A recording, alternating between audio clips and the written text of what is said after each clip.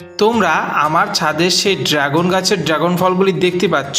এই ফলগুলির মধ্যে আজকে আমি এই ফলটি হারভেস্ট করব এবং হারভেস্ট করার পরে এই ফলটি কেটে এবং টেস্ট করে দেখাবো যে কেমন, ভেতরটা কেমন এবং এর টেস্ট কেমন তা তোমাদেরকে বলে বোঝাবো। তো বন্ধুরা, এই যে এই ফলটি ছোট, আমি ছোট দেখেই নিয়েছি, কারণ কি ছোটো ফলের ভেতরটা কেমন তা তোমাদের দেখানোর জন্য। তো বন্ধুরা, আমি ফলটি কেটে নিলাম। দেখতেই পাচ্ছ আমার এই ফলগুলি আমি আগেও বলেছি পিঙ্ক কালারের হয়, কি সুন্দর পিঙ্ক কালার হয়েছে। আর এখন এই ফলটি টেস্ট করার পালা। আমি এই ফলটি সুন্দর করে ছাড়িয়ে নিচ্ছি, হালকা করে টান দিলেই কিন্তু ছুটে যায়। এখন এই টুকরোটি আমি টেস্ট করব। বন্ধুরা, আগেও বলেছি তোমাদের এই ফলগুলি খুবই মিষ্টি হয়, তাও আমি আজকে টেস্ট করে তোমাদেরকে বলে বোঝানোর চেষ্টা করছি।